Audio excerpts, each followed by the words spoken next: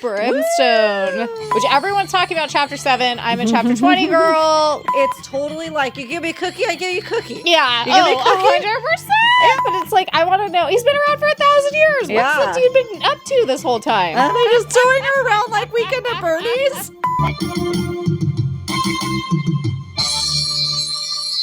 Welcome to the Besties in the Books podcast, guys. I'm Liz.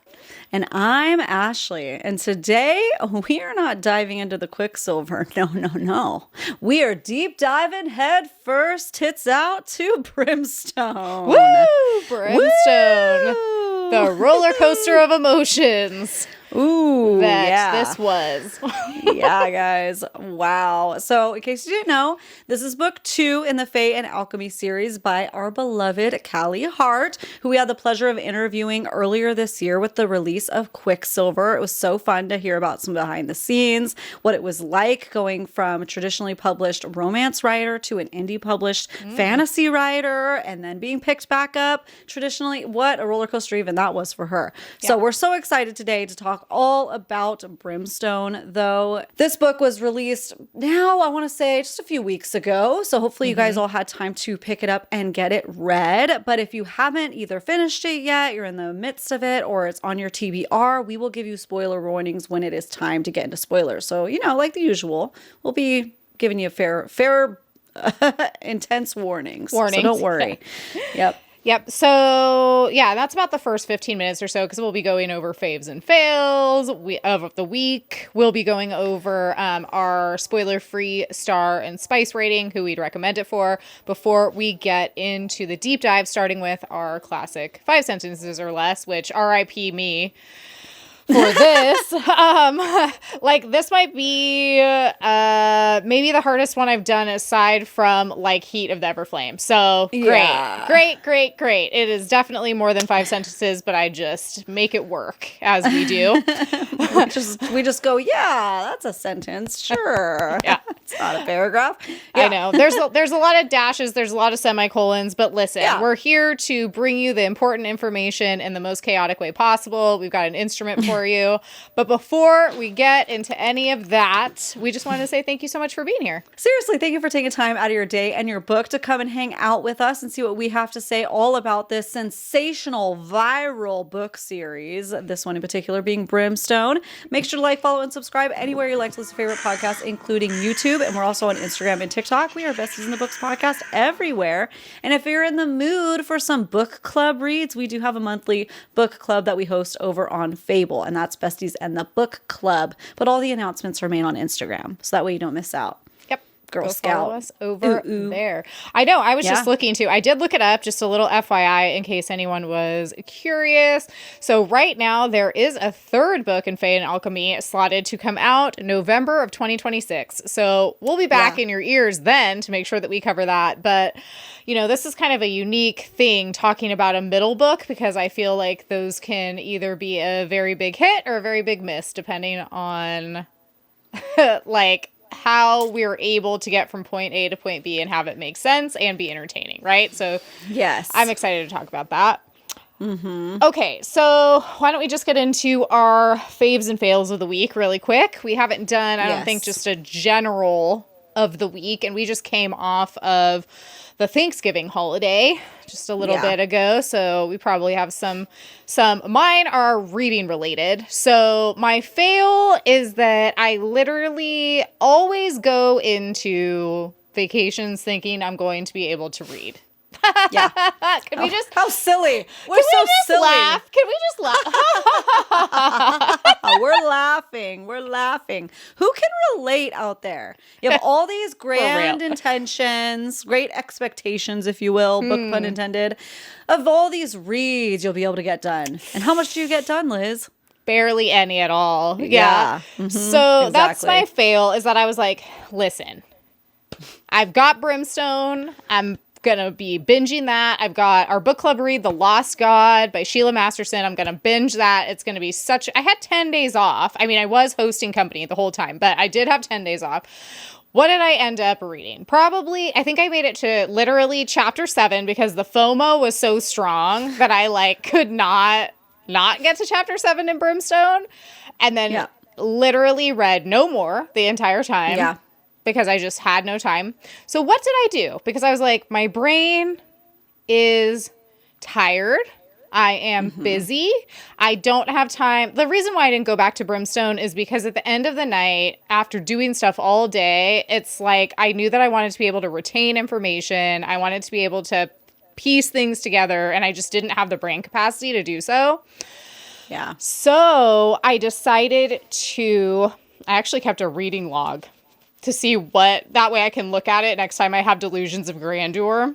And I can look and see how much I actually read on vacation. I entitled it Reading Log. I have it right here. Yeah. Beautiful. But I will say, here's the thing.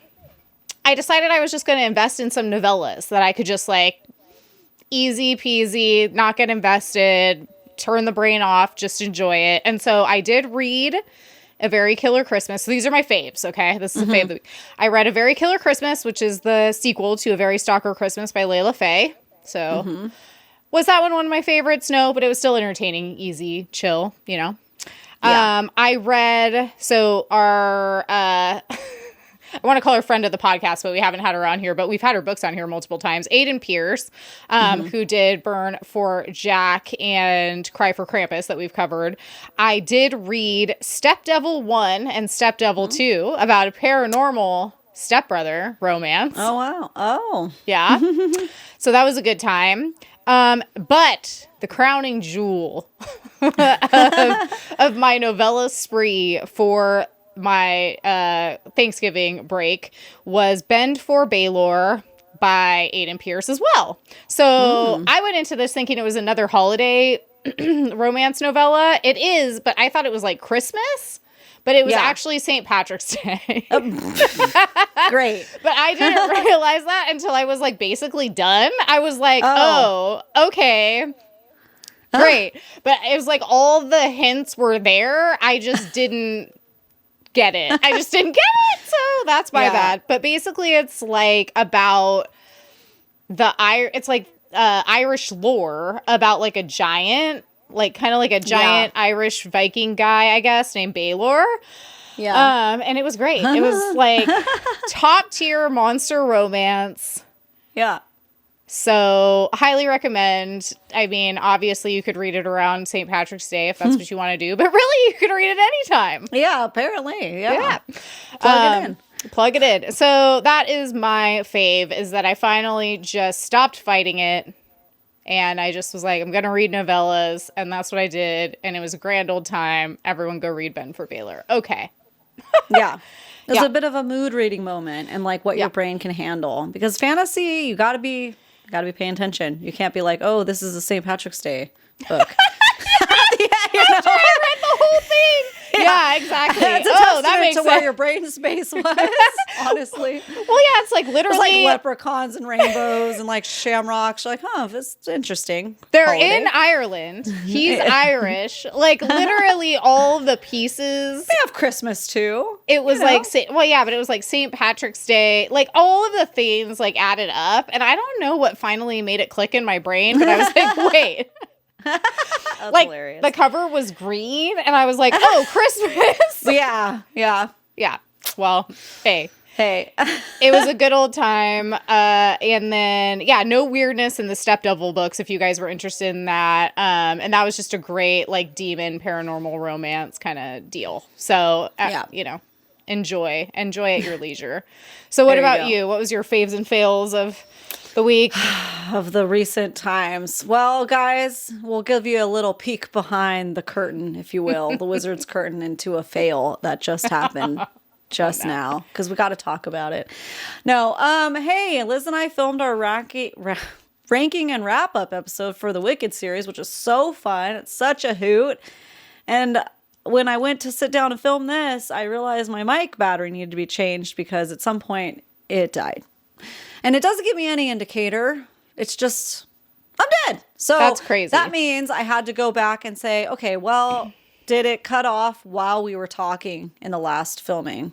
Or did I get lucky and it just now died? No. Most of the episode we will now be refilming. So apologies if that episode was delayed for your liking, because, hey, we're doing the best that we can. the best is not good enough. So we'll be refilming that, which, you know, it's just holidays right now. So it's just really crazy, chaotic times. But we love it and we want to get it out to you guys and we'll make it work. So it will probably be, what is it, this Friday that it'll go out. It was supposed to be last Friday, but hey, like I said, more it is time what it is. for people to watch the movie, the second movie. Yes. Wicked. So you better, Part 2. This is your last warning. Watch it. That way we can talk about it. Talk all about it. It'll be full of spoilers, full of rankings and wrap-ups, all those things for all of the Wicked fandom.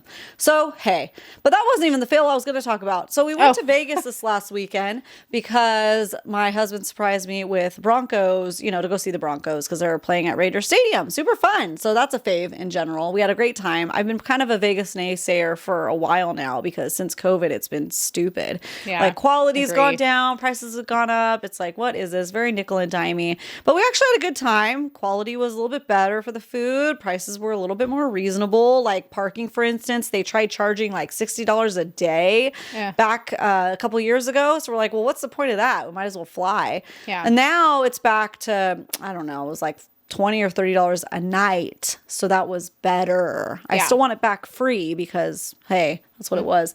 So anyways, we had a great chill time. All good. And maybe our fail, I don't know, kind of turned into, I was happy about it. After dinner, because we had like a 9 o'clock dinner, which that's way past my bedtime, but we're in Vegas, so I'll rise to the occasion. And after dinner, we were like, let's just go take a little nap, you know? And I was like, and he was tempting me with pizza in bed at 2 a.m. If you get up, I'm like, ooh, I'll love that. That's great. He's finally speaking my language. Good. That'll motivate me.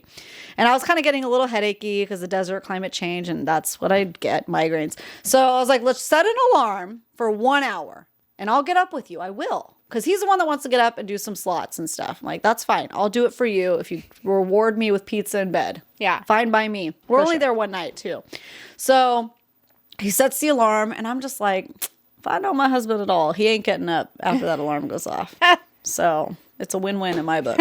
Yes, sure enough, the alarm goes off, and I'm like, okay, I said I would do it. You want to go? Let's go. And he's like, let's just sleep. Like, okay, great. Good night. And we went to bed. It was so good. Yeah. So great. Yep. So I don't know. Fave, fail, a little bit of both. Sometimes getting the rest is worth it. Because you're like, you're in Vegas. But it's like, what are we going to do? I'm going to sit and watch you play slots and I'm going to like listen to an audiobook. So Yeah. Yep. Or like read my Kindle on my phone. Ooh, the fail might have been that it was country overlay weekend. That's right, guys. that's right.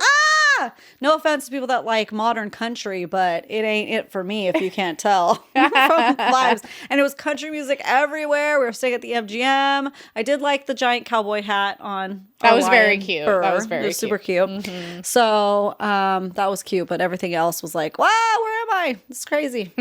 But all in all, a good time. Yeah, it's like when we were there for when we were young and everything's emo, only everyone was there for the cowboy stuff. Why were they there? Like, what were they doing there? What was happening there? Do you know? There's a rodeo, like a giant national rodeo. Okay. There was also this like outlet convention of cowboy stuff, like Stenson's boots, like those kind of things. My sister-in-law was there for that actually. But then for some, I don't know if it was near it. I don't know. I feel like it was everywhere. But like MGM a big convention. Specifically, it was a lot. I don't know what convention center they were using. Whatever. It was a lot of cowboy hats. I did try really hard to find a cowboy with an earring for Liz to ick her out. You did but it. I didn't find one. I mean, hey, that could be a good thing. Is it a good thing or a bad thing? I don't know. I was disappointed because I wanted to ick her out, but it was a bad thing because I couldn't. But it was good because they're not doing it. Yeah. So great. Yeah. Well, so there you go. All right. So let's get into our spoiler-free reviews of Brimstone. Oh my God. We haven't talked about this book yet because I like literally just finished it. Okay. Yeah. All right. Spoiler free. Well, I give this a resounding 5 stars. Ooh. Yeah. Nice. And I would say, you know, as much as I would love to give this as 4 spice, guys, it's still a 3 spice for me because it doesn't cross that threshold into 4 spice, but I would love it to go there. I would love for Kingfisher to take us to a 4 spice, but that day has not yet come. So we're still at a 3.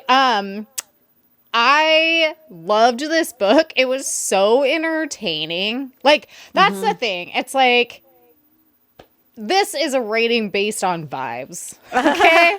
Yeah. Like, this is not any literary critique, like anything like that. This is literally just 5 stars, entertained me the whole time. Couldn't wait to find out what was going on. Twisties, turnies, great spice.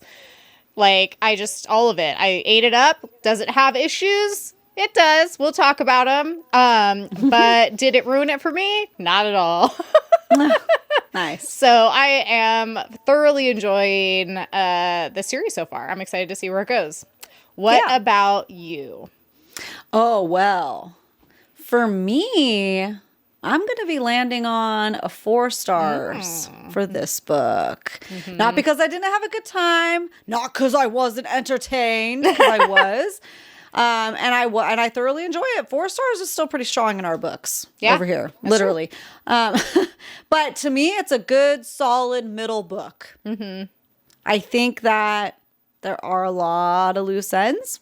And as long as they get tied up in the future book, I'm happy. And it could bump up to 5 stars. You never know. But as it stands right now, and I'm comparing to the emotional, like, level of investment I had in Quicksilver, I'm like, that was a 5 star. This, I'm like, this is a 4 star. So it went down a little bit. Went down a little bit. Not too, but more TBD, right? We have a lot to talk about in this book. Yeah. Is it only going to be a trilogy? Do you know? Or is it planned for even more than that? I'm like, I feel like we asked Callie Hart that and she told us and now I can't remember. I feel like she said but it was still kind of up in the air because Quicksilver had like just gotten picked up for Netflix. So yeah, I think that it was like, this is supposed to be a trilogy, but she kind of alluded to the fact that side characters might end up getting their stories told too.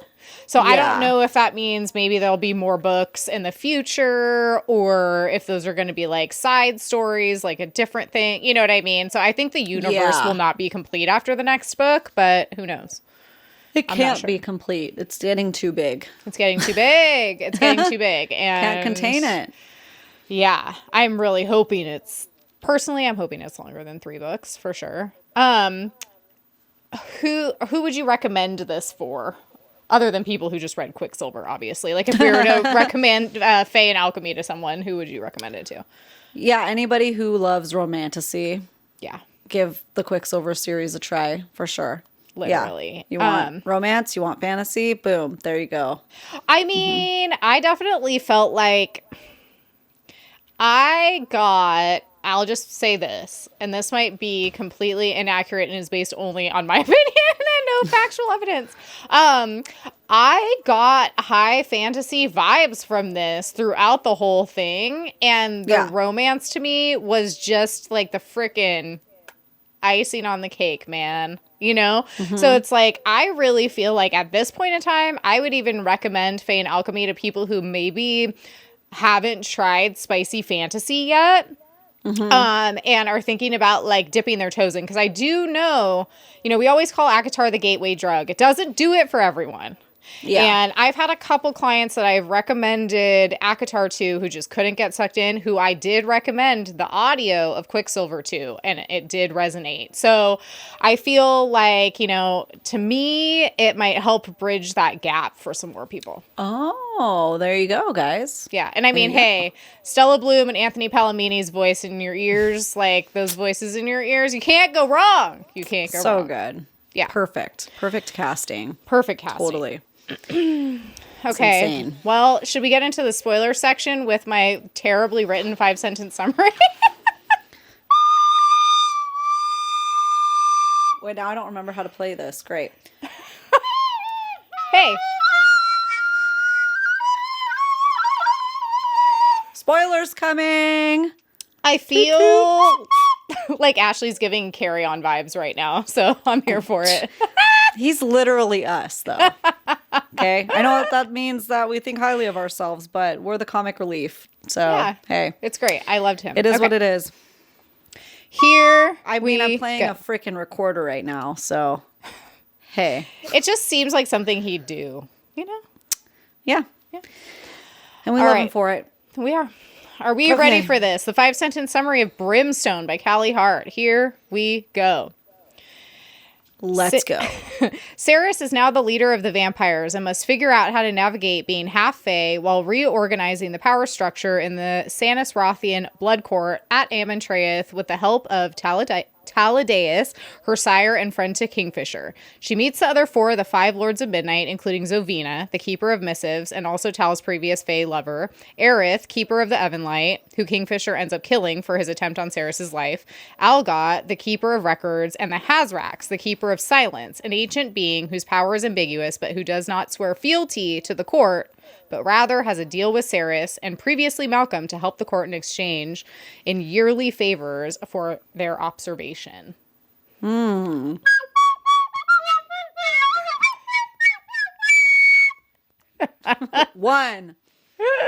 This is what we do. It's called motivation, okay? For anybody new here, all right? It's to signify the end of a sentence and to motivate. Yes. And congratulate and salivate. That's weird. Okay. Next.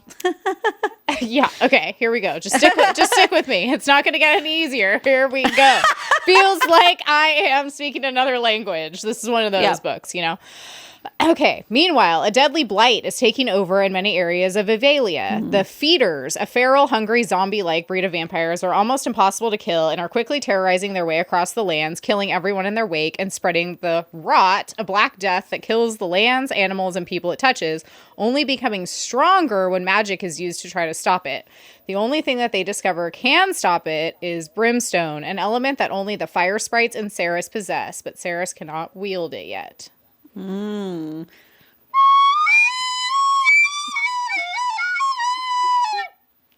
2. Okay.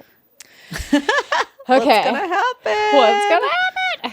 As Ceres searches for answers about her runes, magic, and how to stop the rot, she is visited by the spirit of Adina, Kingfisher's mother, speaking through the still comatose body of Everlane, his sister. She tells Ceres that she will discover a book that is meant only for her, with guidance for the future based on her visions as an oracle.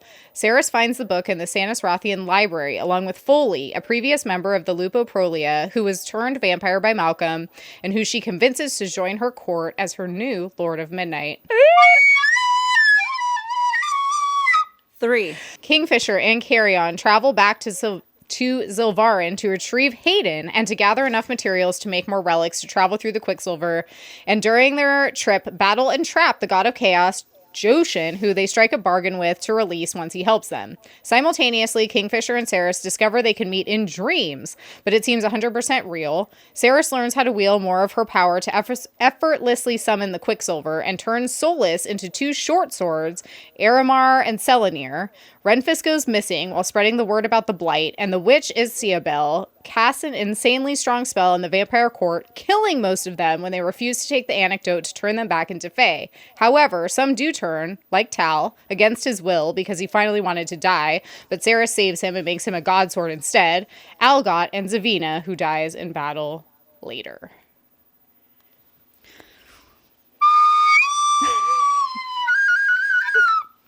Four. 10,000. 10,000 sentences. Yeah. Okay. All right. And the winner for the longest run-on sentence ever goes to sentence 5 of Brimstone. Okay. But listen, it gets crazier. Okay. Oh my gosh. Yeah. Okay. All of Kalish is evacuated through a portal, but Kingfisher disappears in the process. Meanwhile, Ceres discovers that Madra is sending the infected soldiers through a portal she created by turning Zilvarin into a huge magic rune and siphon of power. The satyrs recognize Carrion as the lost Dianthus heir to the Fae throne. Ceres transports in a dream to Kalish to try to find Fisher and the missing page of Adina's journal, when the Hazrax shows up and, as her favor, transports her to the Wickerwood, where Bellicon is keeping Fisher prisoner, but Ceres releases him by summoning Kingfisher's godsword and by calling him by his true name, Kaidan Greystar Finvara. They behead Bellicon and kill his henchmen in order to escape. Using her power, she brings Onyx, who was killed in the fight, back to life. We find out that Renfis is a knight of the Ashen Gate, so Ceres and Kingfisher meet up with him so they can travel through the portal to Hell that Kingfisher went through as a boy in order to find answers, when we find out that Kaidan's true father is Styx, king of the dragons. Ooh.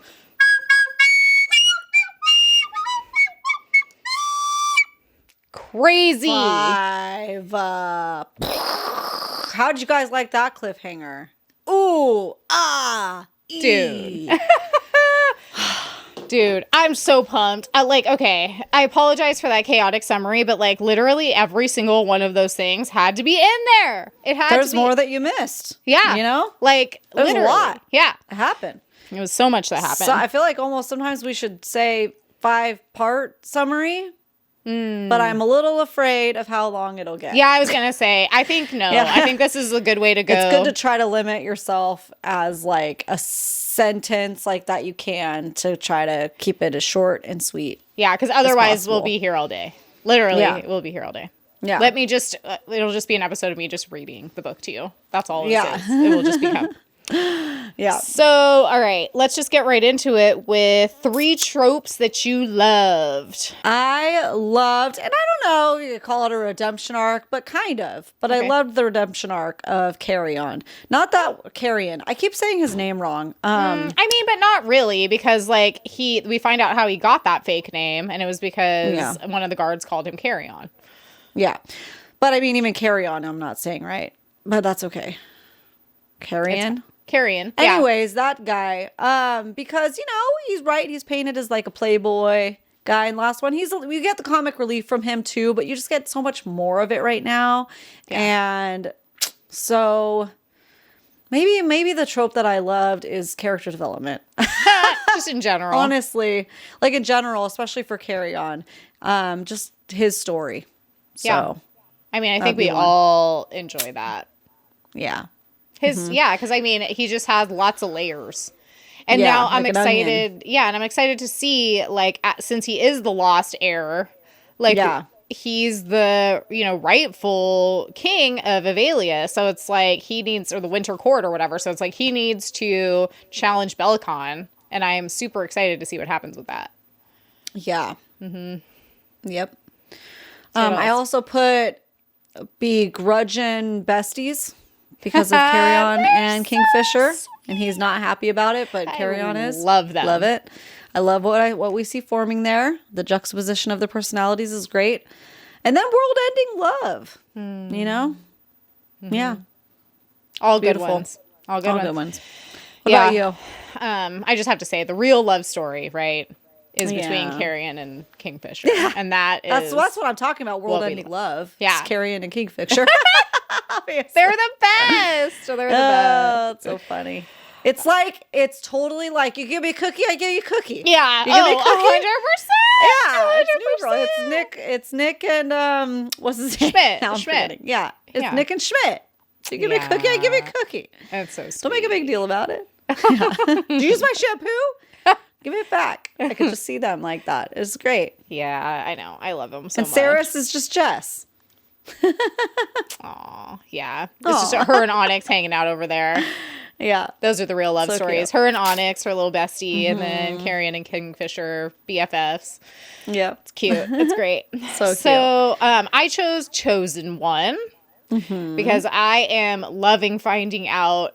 Saris is an FMC who I actually really freaking like and have liked since the beginning.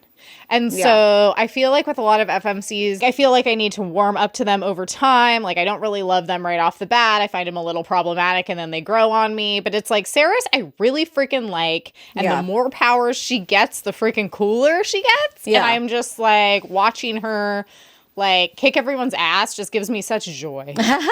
Yeah.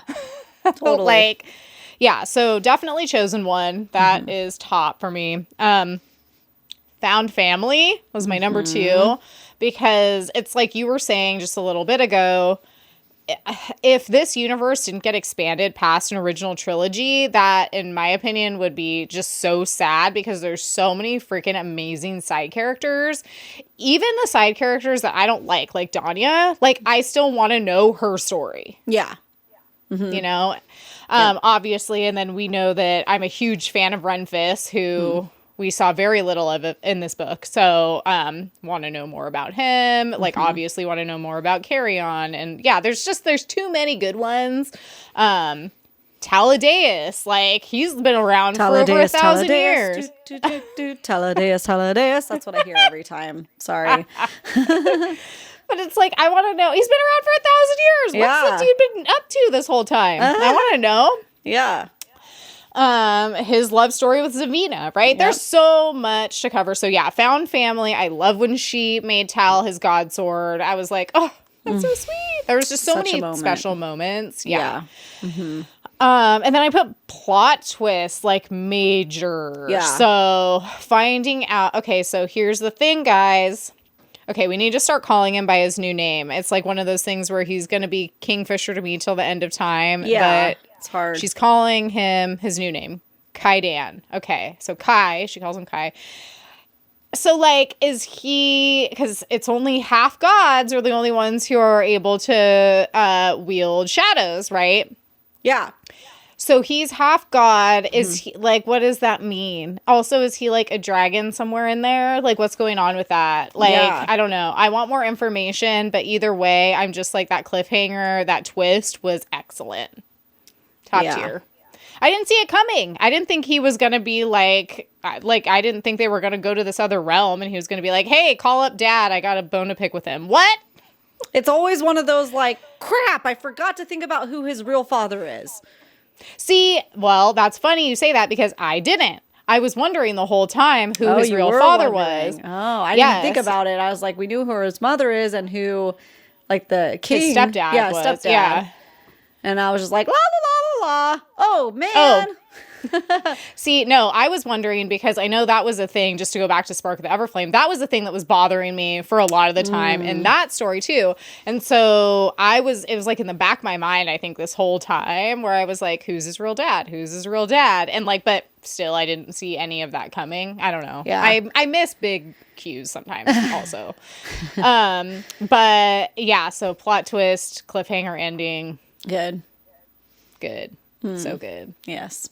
Great. So what about a microtrope that you like or you didn't like? So we talked a lot about swords imbued with magic last time. This time I liked paper birds imbued with magic. I thought it was so cute. Annoying, but cute. I was like, oh, I just could totally visualize it. It was adorable. And then it came in handy. And she's like, oh, crap, this was the bird was trying to tell me something. Yep. I know when they were like dive bombing her and like giving her paper cuts, I was like, oh no, are they evil?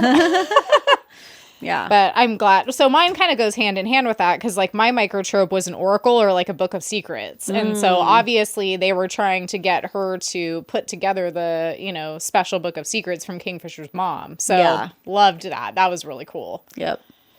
And all the runes that she's collecting. I'm loving that.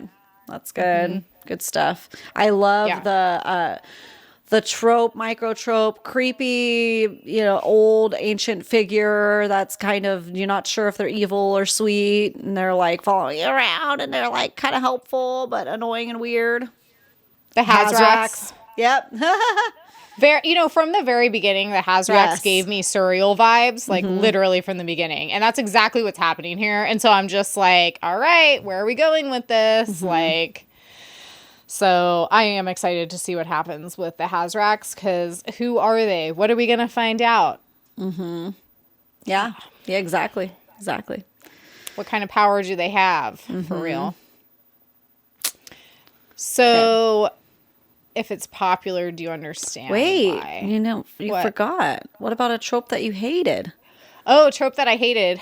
That's so funny because I don't even think I wrote one down. That's so funny. I like skipped over it entirely. Okay, well, I was being petty for this.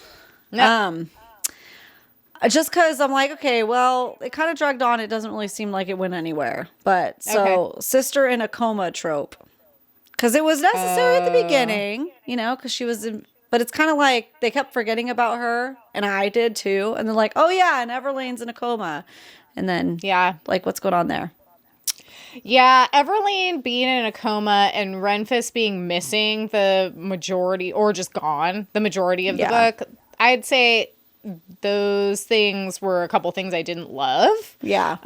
Because, with Everlane, I was like, gosh, just to be in a coma for the whole book. Like, and I get that she acted as, like, a conduit for Kingfisher's mom to come through, so that's cool. But then she could have woken up at some point. Yeah, I thought I kind of I kind of felt like she should have just died after that, because it kind of seemed like she was gonna. Like, she served her last purpose, because one of them, I don't remember who was helping them now, because it was the beginning of the book, was like, she might not be able to hold on much longer after this. You know, like something was just keeping her there, it seemed like. And that was that. And so then I was like, okay. And then instead of like, it closed in my head, and then every once in a while it would come up again. And like, oh, we need to move her and get her out of here because the rot's coming. And it's like... you know, just like, what are we doing with this? Better come up in the next book. I was gonna say, maybe we'll find out why. Yeah, like, obviously maybe Ren she's comes back at the end, you know. But but what if I just thought of this. What if she's like in another realm this whole time doing some important stuff? Hopefully. Yeah. Hey. Yeah. TBD. Well, now that I'm thinking about it, I would say that like probably a trope that I didn't like, if I had to pick one, would be, I don't like it when the witch is always the scapegoat for something bad that happens. Like, yeah. And I get that, like, you know, it wasn't necessarily bad that the blood court got annihilated, because that was kind of going to be the plan anyway. But I didn't like that it came to be through, what's her name? I can't remember the witch's name now. Telena? No, that was the healer. Do you remember her name? It's going to drive me crazy. Good luck. Me and names. Yeah, there was a lot of names in here. There was a lot of names. Isabel, I think is her. Yeah. So I didn't like that. I feel like lots of times witches are like kind of used as a scapegoat for like propelling like the plot forward. And I feel like the blood court needed to get taken down, and she was like kind of the easy out. You know what I mean? She wasn't a major character, but yet she took out all the important players in like one fell swoop, which was a little bit like to me. You know what I mean? Well, with Tal, but yeah. Yeah, with Tal. But still, I feel like without her, like, she's the one who basically did it, like came up with it. You know what I mean? With all the magic necessary. He was just like the guy who kind of enacted it. So yeah. If I had to pick a trope that I didn't like, I guess it would be that. Just like why we be blaming everything on the witches all the time. Yeah. It's hard right now because I am trying to keep in mind this is a middle book, you know? Yeah. Because there's a lot going on, and we don't have a lot of resolution yet. Yeah. So I'm trying to keep an open mind, you know, and hoping that we'll get more to answer all these things and to make it make a little bit more sense than like, this witch character coming out of nowhere seemingly and like, oh, taking down the court. It's like, we need to know more. Yeah, like what's the motive aside from political gain, right? I'd like to think that there's some other motive there, some other history, something that we don't know. Like, otherwise, it's just like, wow, okay. Yeah. Okay, so if it's popular, do you understand why? And I did want to say that currently it's already up to 78,189 ratings, which for a book that's been out for basically like 2.5 weeks is insanely high, and it gets a 4.3. Yeah, that's good. Yeah. That's really good. It's doing well. So it is popular. Do you feel like it deserves to be? Yeah. Yep. I would say I agree with you. I obviously really had a great time with this book. Yeah. No, I can't wait for 3. Yeah, I know. That was a brutal cliffhanger to have to be like, and now you get to wait a year. Yeah. But I will say, not that I want it to be rushed or anything like that, but it is nice to know that there is a light at the end of the tunnel. Like, that in a year, we'll get the next book. Which when we interviewed her, I want to say Brimstone was almost done, and that was January. So I'm sure she got straight to whatever the next book is going to be titled, you know? For sure. It's not like she only has this time now. Yeah. Yeah. Yep. Dude, crazy. So what was your favorite part? Okay, favorite part. Let's see here in my handy dandy notebook. Getting to know Carrion more and his backstory. Oh, like with his like first love and his families that he would connect with, and then having to see them die, because nobody really talks about that in these fantasy books where there's immortality versus mortality. Because he had to be incognito, like he had to see so much death. And then also Tal's choice to live specifically.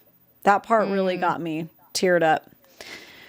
So, yeah. It almost felt like, by Saris, making him a god sword, it's like he was becoming part of the cadre. You know what I mean? And I was like, yes, let's add another one. Let's add another one to the group. Like, we're all invited. I'm so excited.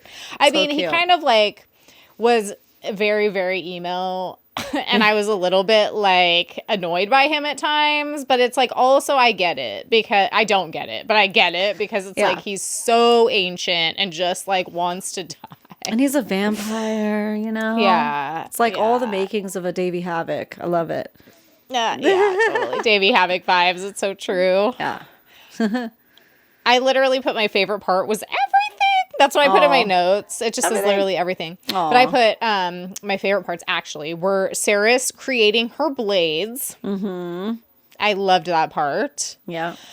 Her fighting Bellicon. Yeah. Loved that part. The whole woods. The whole woods was nice and creepy. Great world building in those epic scenes at the ending with the creepy tree. Yeah. So totally. good. With Kingfisher just like getting sucked into one of the whatever they're called. I can't remember now. So cool. Yeah, it was really cool. I also put chapter 20, which everyone's talking about chapter 7. I'm a chapter 20 girl. Like, holy, like, literally, okay, I read so much dark romance at this point in time that it's like, to get the face of, like, utter and complete surprise and shock, like, oh my god, like, out of me takes a lot. But, like, literally, Kingfisher, like, I put it in my quote section, but we'll just give a little taste. What does he say? He says...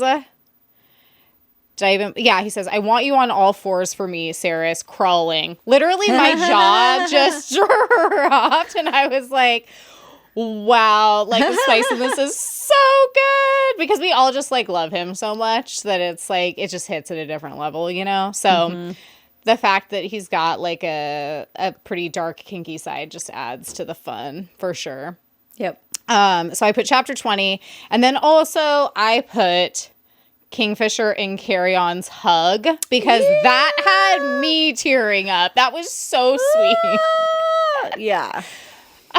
Where he just hugs him and he cried. I was like, oh, this is so cute. All their scenes together. I just love it. I love them running around the city, and Carrion's like showing him his secret stashes and like getting into trouble, and Kingfisher's like, ah.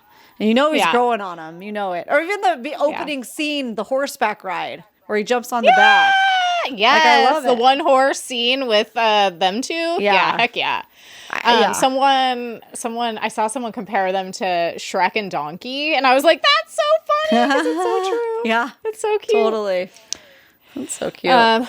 So yeah, those were the favorite parts that stuck out in my mind, aside from the twist at the end. I also love that now we're dealing with dragons. That is fun and cool, and a nice element added in there. Yeah. Your least favorite part? What was your least favorite part? Oh.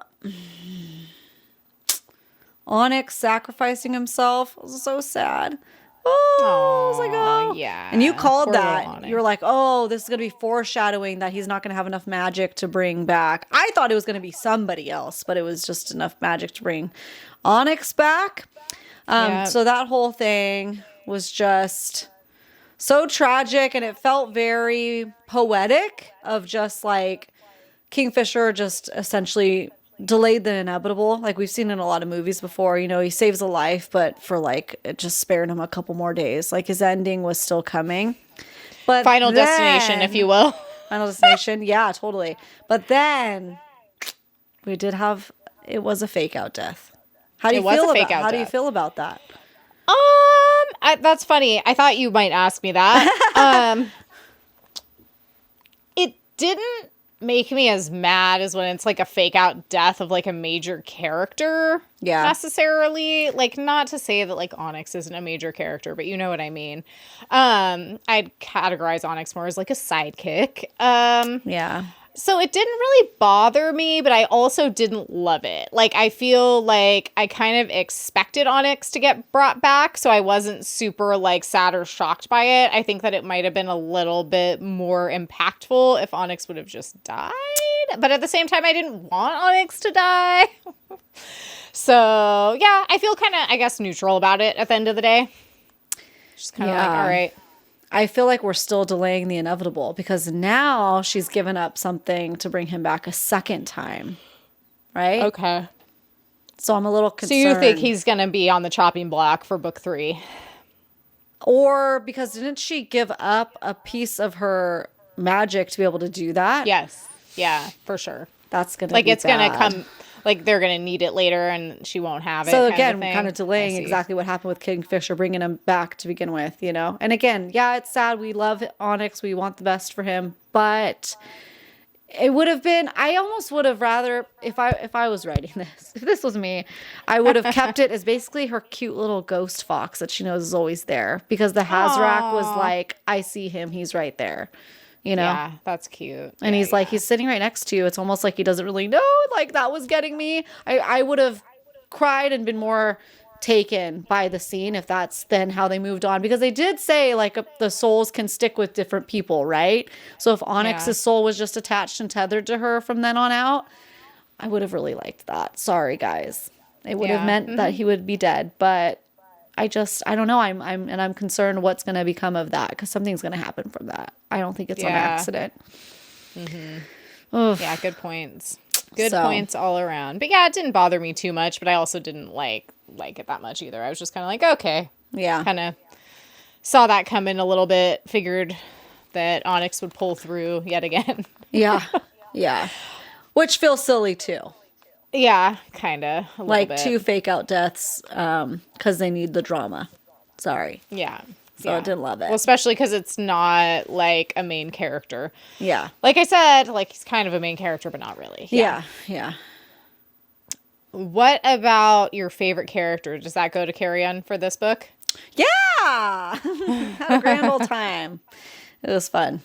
Liked hearing his story. Mm-hmm. What about you?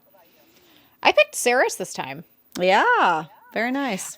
I just love how freaking cool she was. Like her, just all of the scenes where she was just like taking people out. I love that stuff. I was that vampire scene with the girl that was super annoying and she's just like figures out that wait, I can control her, and she like makes her when she pins her down with the candelabra, and then uses her back as a footstool. I was like, dude, exactly. That was a great moment when she has those little epiphanies, like, wait, I can freaking take you down. Like, you're gonna bend your knee to me. That's what's up. So definitely, Saris was my favorite character for that reason. And my least favorite character, if we're going there, it was Zovina. Yeah. She's the worst. Yeah. She was pretty terrible. Yeah. And I felt sad because of the fact that literally Tal became a vampire for this bitch, and then she just like kicks him into the dust. What the hell? Yeah. That pissed me off. So Zovina got what was coming to her, and I wasn't sad about it, except for the fact that Tal was sad. But other than that... She deserved what she got. He'll figure it out. Yeah. Yeah. My least fave would just be, is it Orias? Sniveling, gross little dude sucked. At the end. You know. The bootlicker, as she called him. I was like, that's freaking perfect. Yeah. Onyx killer, bootlicker, gross. He reminds me of what? Worm Ear from Lord of the Rings. Yeah. Yeah, for sure, for sure.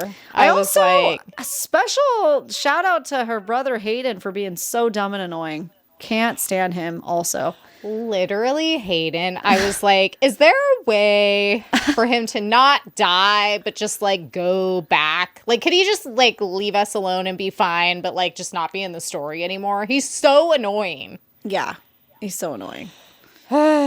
He brings, at this point in time, nothing to the table. Yeah. At all. So I'm hoping that in the next book we see him kind of evolve a bit. Because if we don't, that's going to be a problem for me. It's like, dude, the story's going and you're staying back here. We gotta do something. Oh, when he said that comment to her about, oh, well, we always seemed like we had more food and water than everyone else. So, like, it wasn't that big of a deal. And she's like, I was climbing through the freaking sewers every night, fighting off guards and almost getting killed to make sure that you had enough water every day. And you're, like, literally acting spoiled. I would have been like, go back to the dry place. Get out of here. Kingfisher, take him back through the portal. Yeah. Get him out of my sight. Like, literally. Yeah. Oh, yeah. Infuriating. I mean, he came around, but it's like, I think she's just trying to, like, make sure that we know that he's young and he's naive and Saris has shielded him from everything and, like, he's got a long way to go. Yeah. Yep. So he's got some growth to do. Yeah. So do you have any notable quotes to share with the class? I do. So let's ping pong a little bit, see what happens. Okay. 1,000. So this was the moment that I loved from Tal deciding to live. Okay. She finds him on the cliff. 1,063 years, 5 months, and 3 days. His voice tapered to a whisper. That's how long it's been since I felt the sun on my face, Saris. If I'd gotten here an hour earlier, I would have done it. I would have jumped. He blinked, his eyelids open, a stillness falling over him as he looked out onto the water. But now, a crooked, heartbroken smile hovered at the corners of his mouth. How can I co-sign myself to another endless dark when I've been given the light back? Oh. It makes me wonder if see, I have a hard time, like, that's a great quote, but I have a hard time connecting when I'm, like, thinking about other stuff in the moment where I'm like, wait, but if he jumps off the cliff, how does that kill him if he's immortal? Like, does that kill vampires? Could they just start pushing them off the cliffs? He's not a vampire anymore. Oh, he's Fae now. That's why. Okay. Which I was like, also is but questionable. Still. But I think it's a bad fall. Okay. Either way, I was struggling with that. Yeah. Yeah, well, he's not a vampire anymore, so he's basically like, now he can die, technically, easier than a vampire will. Yeah. But still, can Fae just die from being pushed off a cliff? I think, like I said, maybe it's a bad fall. You know, let me add to the list. It's really far down for reals. There. Yeah, listen, we'll guys, add it to the we'll list. have a plot hole list that we'll talk about. People will either rage or answer our questions. Maybe we missed it. Yeah. But, like, you know, even Fae, he's high Fae, right? Because he wasn't just a human turned vampire. He was a high Fae also. Right? Yeah, as far as because he wanted to go back to, like, his, like, castle or whatever. His Fae life. So I do also think it would be harder to kill him. Maybe he was going to do more than just jump. Maybe. I don't know the logistics yet. Maybe he was going to jump onto, like, into the, was the rot down there? Maybe. We're trying to, like, patch the holes right now. We're just going to have to accept it for what it is. Maybe you guys could explain it to us. Maybe there was a guillotine that he was going to fall onto to behead himself. He's going to cut his own head off while he jumps. I don't know. But anyways, it was a beautiful moment, okay? It was. Choosing to live. No, it was great. Like I said, I loved it because then she gives him his god sword. Yeah. And it's like a whole beautiful time. Yeah. I agree. Yeah. I agree. Great. Okay, your turn. Let's see. All libraries contained magic, even libraries that didn't specialize in such things. Because what was a book if not a portal into another realm, another time, another life? Oh, yeah. That's good. That's a good one. Kingfisher says, I'd spend the fortunes of the universe to protect you. I'd drain the seas dry, fell every tree. I would sacrifice the sun for the fucking sky and surrender the stars too if I could. But those things aren't mine to give. All I have is my life. It isn't much, but I'll spend it and consider the price small if it meant keeping you safe.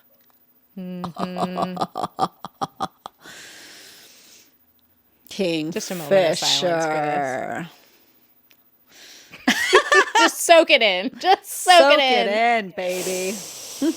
Okay, so I put one down that he said, Fisher cradled my lower jaw, gripping my face between his thumb on one side and his index and middle finger on the other. You're so fucking beautiful, he whispered. You've existed in my mother's drawings for most of my life, but you were never real to me before. I didn't believe.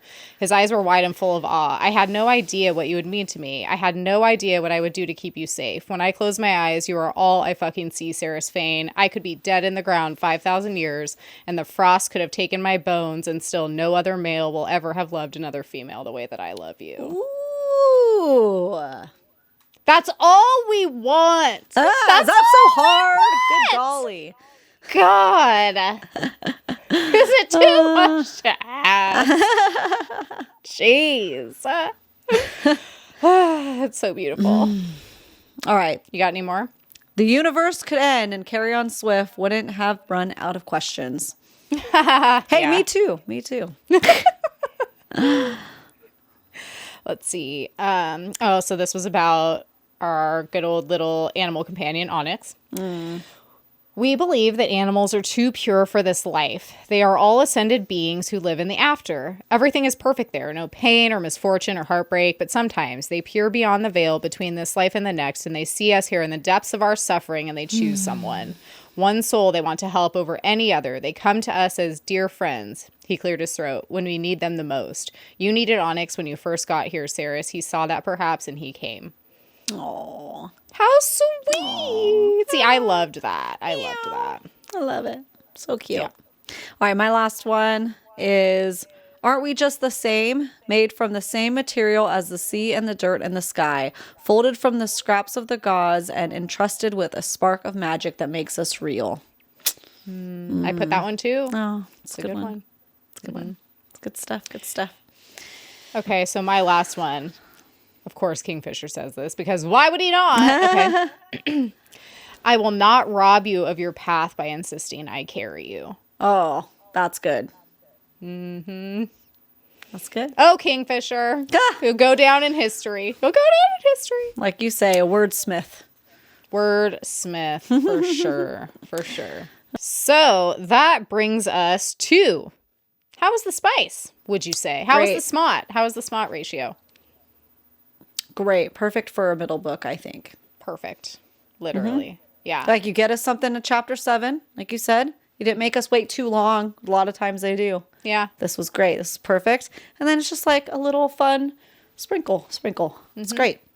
Yeah, it was a good balance. Just enough. Like I said, I would love to see like a 5-star 4 spice in a romantasy because I honestly don't know. I'm trying to think. Like maybe when I reread Plated Prisoner, some of the later books might be that, but I'm not sure. But that's a hard rating to get. You know what I mean? Yeah.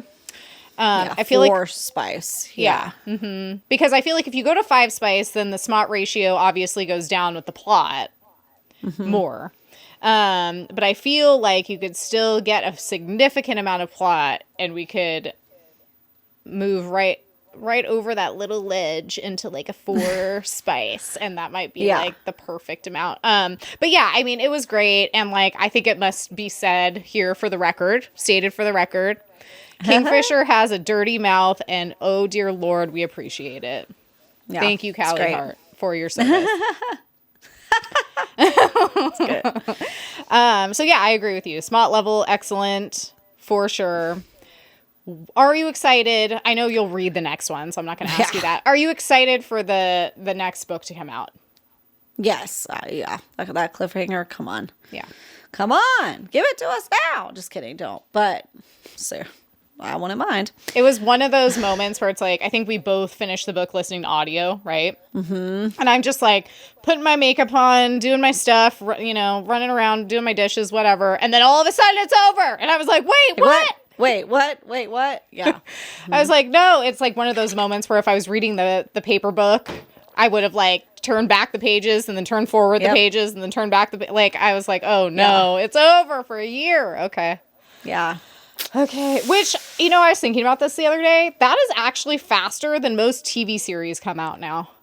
Yeah. That's wild. Like we have to wait longer for we have to wait like 2 years for another series of our favorite show to come out, but the book doesn't take that long. That's wild. Yeah. Well, I think the book does, but she's already working on it. Yeah. You know what I'm saying? But you know what I mean? It's like still, in the time we get it. In the time we get it. Yeah. That's true. Yeah, you're right. Yeah.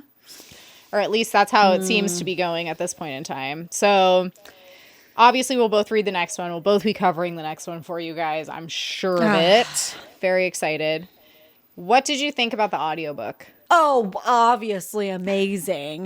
5 stars. 5 10 out of stars. 10. 5 stars. Infinity 5 stars. stars, 10 out of 10. It's okay. The only thing, my only complaint about the audiobook is I want to listen to it more than physically read it because it's so good. You know what I'm saying? So I start off with the physical and I'm like going and I'm going, and then life is catching up and I'm like, okay, you know what? I know the audio is going to be so good. Let me just pop that in my ear sometimes. But then what's happening with what happened with this one is like, I could listen to it or I could physically read it. And I'm going to be listening to it, you know? And I never got around to doing the subtitle hack where you have the book with it. It's just they do such a good job that it makes me gravitate to the audio, which is unusual for me. Like if I get time to physically read, I'm going to try to choose that, especially with fantasy. But because both vocalists do such a good job, both narrators do such a good job, even with the different characters that they have to just slightly change the tone. Great. Dude. Literally. Dude. Like it's like, yeah. Obsessed. So it's hard once to start audio with, especially Anthony Palomini. Like once you start one of his audio narrations, it's hard to go back to my own voice in my head. Like, well, I don't want to listen to me read this. You know? I listen to Stella and Anthony. Yeah, I subtitled, I'd say probably 70% of the book because of that same reason. I was like, if I'm sitting there reading the Kindle, like I had the audio on at the same time because I just couldn't not. Like you did the trifecta. The trifecta. Audio, Kindle, and physical. I literally did, like all the ways. Yeah. That's a trifecta, baby. Yeah. But anytime I was reading with my eyes, I was also reading with my ears because I couldn't even help myself. And I would say and this wasn't even an audiobook problem, guys. This was just a me problem. The only problem I had was that I love how he does Renfus's voice because he has that Scottish sounding accent. Yeah. And he was in it so little that I didn't get to enjoy that. Yeah. Only but a few sentences, and it was quite sad. Yeah, totally. But yeah, audiobook, 10 out of 10 recommend. Yeah. Go get it. Go get it. So good. So good. They do such a good job. So for a middle book, you feel like it was executed pretty well? Yes. I think there's a lot going on right now, and there's a lot to be answered that I better get answers for. And as long as I do, we're cool. We're cool. We are cool. No fights We're friends. Here. We're friends. Great. Yeah, that's how I felt. I felt like, honestly, for a middle book, this was actually, in my opinion, one of the better middle books that I've read. Because it didn't lose me in the chaos. It didn't bog me down with information that felt like it was going nowhere. Like, I feel like that's the difference. Is like, if I feel like the loose ends are going nowhere, I get mad. Yeah. And I felt like we don't have evidence yet at this point in time to believe that these trails are going nowhere. So that makes me feel good because I'm like, ooh, this is just ramping us up for the next book. And in the meantime, it was very entertaining. Like, it didn't make me bored. It didn't make me frustrated. So I feel like as far as middle books go, it did like a really good job. Yeah. Yeah. I'm very hopeful.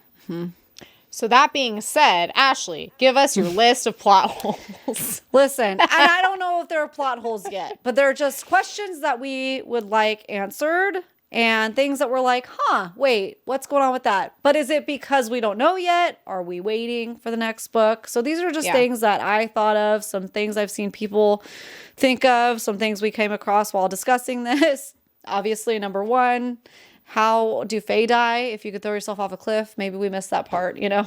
Yeah. I don't think you could just throw yourself off a cliff. It seems like if now we know that that Kingfisher is actually half god. So, but I was going to say, it wouldn't make too much sense if, like, Kingfisher could just fall off a cliff and die. But, like, that wouldn't happen to him because he's half god. Yeah. So, okay, well, I have a question for you guys, and maybe I missed it. It could be a memory problem, it could be a me problem, or it hasn't come up specifically yet. Why is it so hard to kill Bellicon specifically? Also, like they chop off his head, but they said they know that he's just going to come dead. back. It's not that Yeah. he's going to come back, and that's the second time.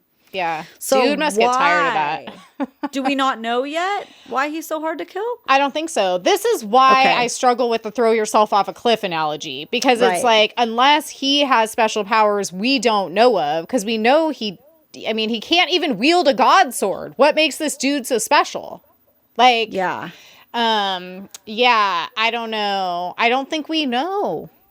Okay. I don't think we know. And I'm okay with not knowing some of these as long as, like, I'm not taking crazy pills here, right? No. Okay. If half fae and half vampire is so rare it's almost non-existent, because they brought this up a lot with Ceres being half fae, half vampire. Yeah. But isn't that literally how you make a vampire? By biting a fae? And isn't that how Malcolm made his entire legion? But was it only humans? It was fae too, wasn't it? I thought it was both for sure, especially because we find out that a lot of the Fae that were fighting in Kingfisher's army got turned by Malcolm, not unlike Foley, right? So, right, yes. So, and even that when they gave him basically the antidote to being a vampire, right? Essentially, they get turned back into fae. Yeah. So I'm confused on why they make it such a big deal for Ceres. Well, because I don't think that they're half fae, half vampire. I think they're full vampire when they turn, and she, because she was given special powers by the god or whatever, is actually able to embody both at the same time. Okay. Because she's not full vampire, because she doesn't, right? She can eat regular food, for example. Like, so I feel maybe I just don't remember why she's only half and half, as opposed to getting the full transformation. Yeah, and I think that, maybe somebody could clarify this for us, because I was wondering this too. We were kind of talking about it a little bit yesterday. We could just be completely forgetting a part that was discussed. But no, I think it's maybe in Quicksilver. Yeah, I think it's because obviously Tal turned her to make her half vampire, but then while all that kerfuffle is going on, she also got like a special gift from the gods, and then Kingfisher gave her a piece of his soul, right? Also, so there was like a lot of things going on there, so maybe it's just as simple as like she's something new, you know what I mean? Like, because of all these reasons. Yeah. But I don't know. Like, maybe someone can someone's going to answer this and be like, actually, this is exactly what happened. We'll be like, okay, great. Thank you. We'll pin your comment. Please. Okay. All right. So this is an unanswered question that I predict we'll find out more about, right? Because it was a big moment that I was like, whoa, what the heck? Madra is siphoning magic from the city, possibly the residents. Mm-hmm. So we have like something going on there, right? And then it was kind of like a big moment, and then because everything else happens right after, we don't hear anything else about that. I'm just like, okay, I need to know more. Is Madra a witch? Is she a part of a coven? Who's propping her up? What's going on there? Does everybody in, what is it, Severin? Mm-hmm. Do they have magic? And just not realize it? Like, kind of maybe a little bit of... like throwing a glass situation with the, stuff? Yeah, or I was even thinking magic, like a Crescent City situation where maybe she's subduing their magic a little bit, Yeah, something like that. Something like that. I don't know. I mean, I feel like we'll definitely learn more about that. There's no way that that's going to be a loose end to nowhere, because that's going to basically probably be a major conflict in book 3. It's taking her down, Yeah. Yeah. Okay. This one is something that you even texted me, and I was like, oh, it's already on my list. Don't worry. What's up with the Scorpion King dude in the little box? Okay. Mm-hmm. The last we've seen of him, Kingfisher's like, I can't deal with this dude. Here, Folly, you don't have enough on your plate with dealing with your existential crisis. Take this Scorpion King in a box, demon box. And then we never see it again. So I don't like that. But yeah.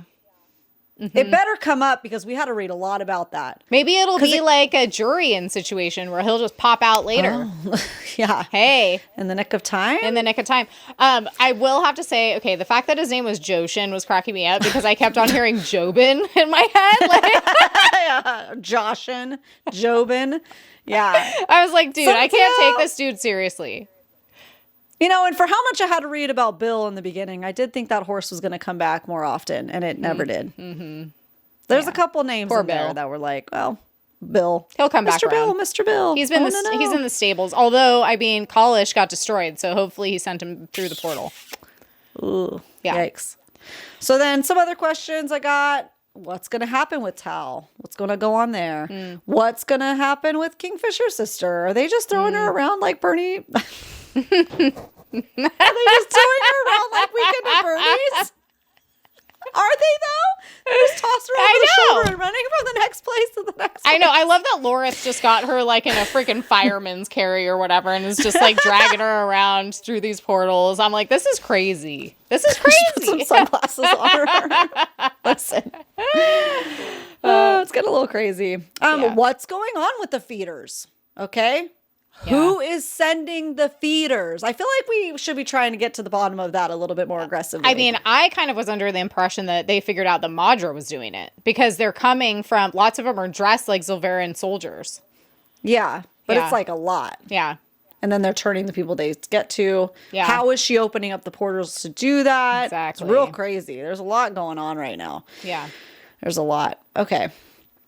The journal in general... You liked the journal. I did. I don't know how I feel about it. I think it's a little weird. Really?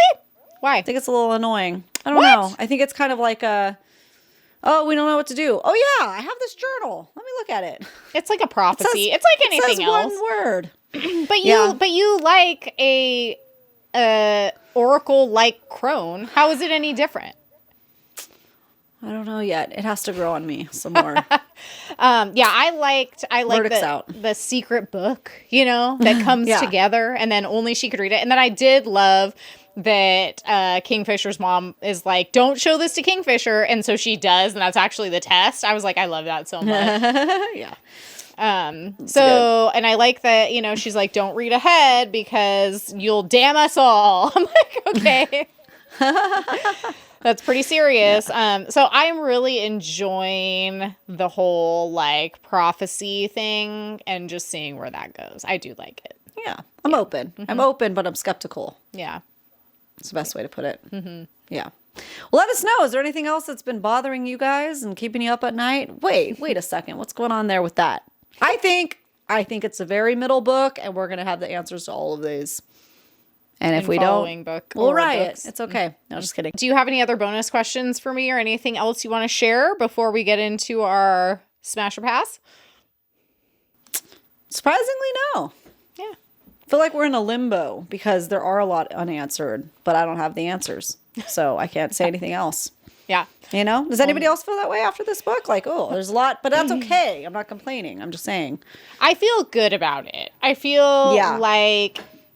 The cliffhanger was crazy. The twists were crazy, but I loved every bit of it, and I'm okay not knowing right now.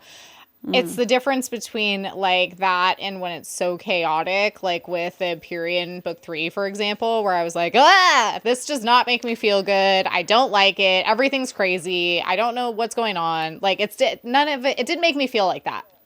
Yeah, like the things that we have like questions about.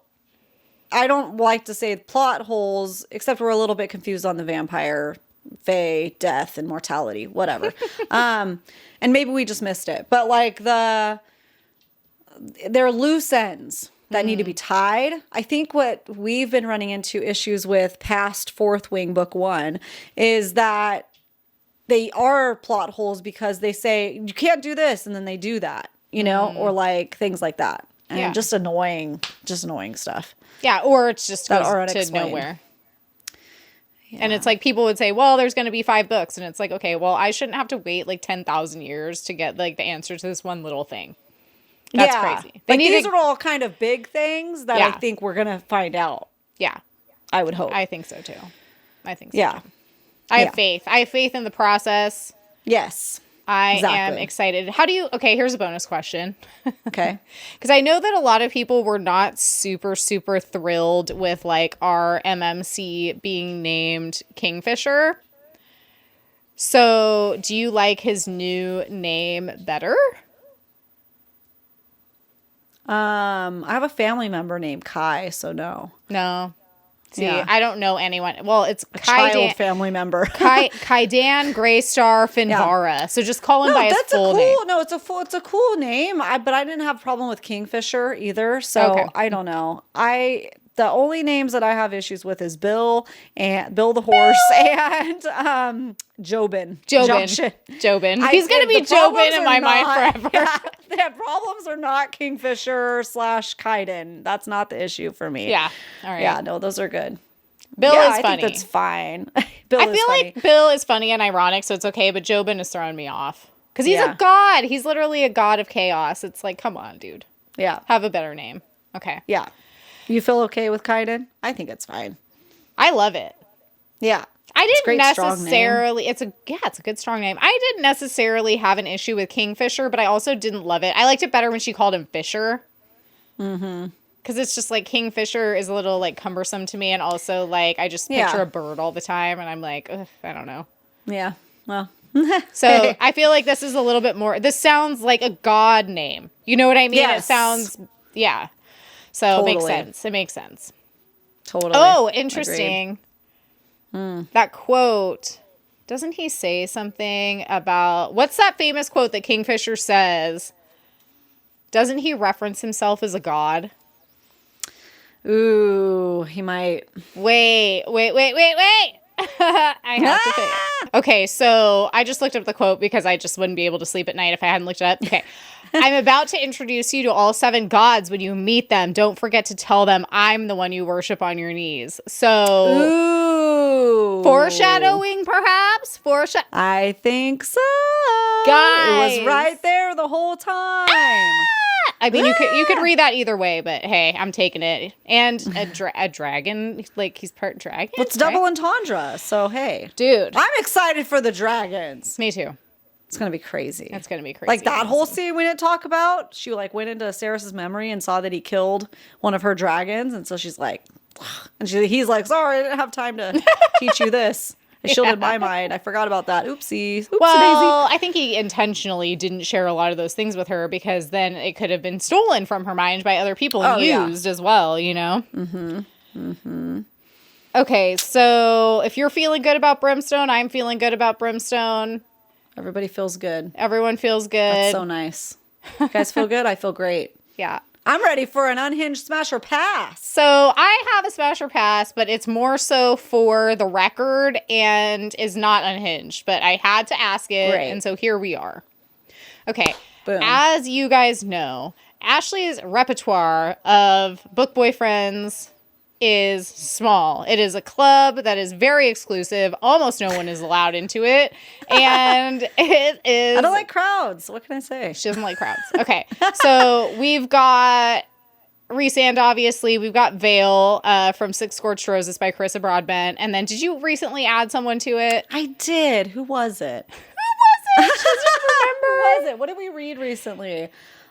Shoot. Was it Apollo? Apollo's a good one.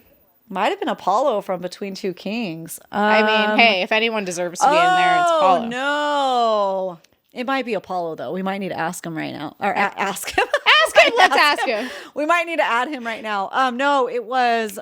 Now I don't remember his name, so I'm not a very good girlfriend. The guy from Poison Daughter.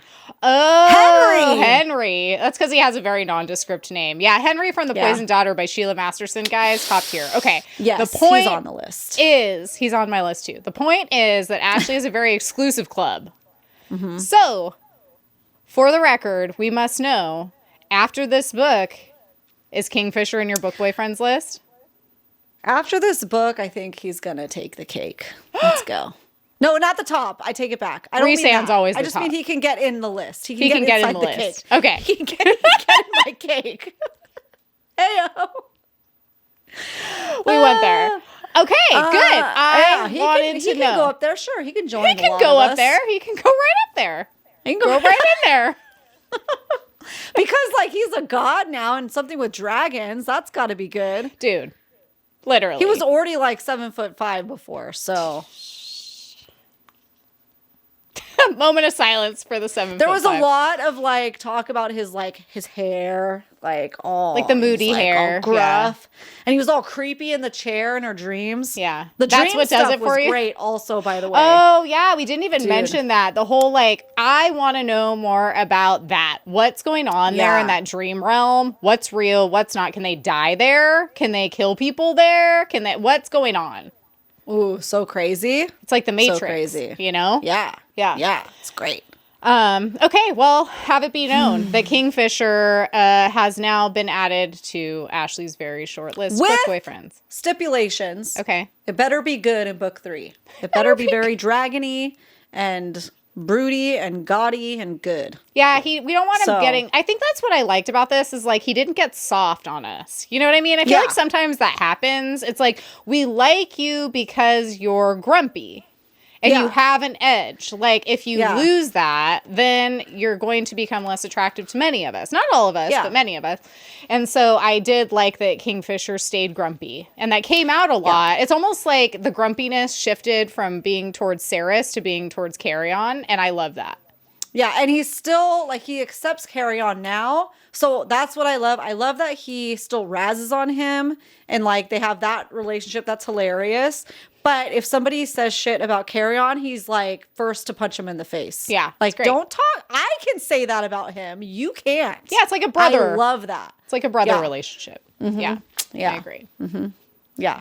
That's great. I love it. So obviously he was already on your list, right? Oh, yeah. For sure. Since last book. Mm-hmm. Well, on to something more serious. My Unhinged Smasher Pass.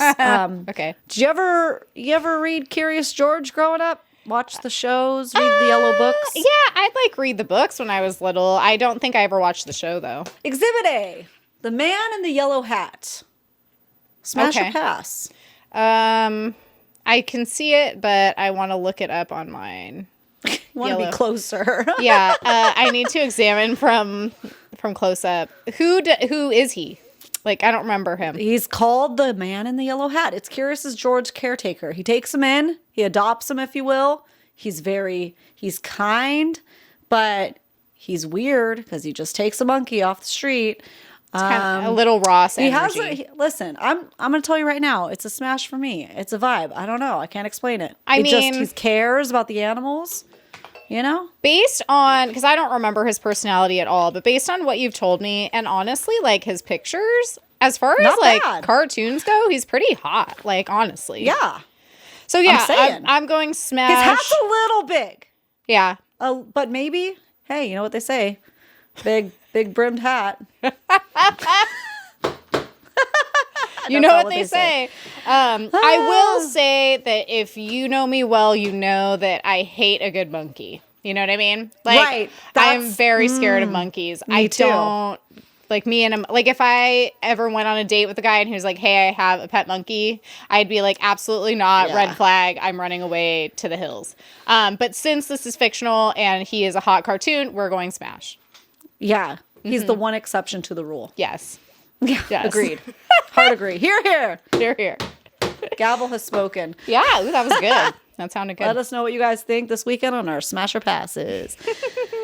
Well, anything else on this Brimstone book? No, it's great. Let's leave it there. Okay, guys. Well, make sure to like, follow, and subscribe anywhere you like this favorite podcast, including YouTube. We are Besties of the Books podcast everywhere. If you didn't get enough of us, come check us out on Instagram and TikTok. Yep. Because we're hanging out there, putting up the polls, talking to the people, talking to you guys.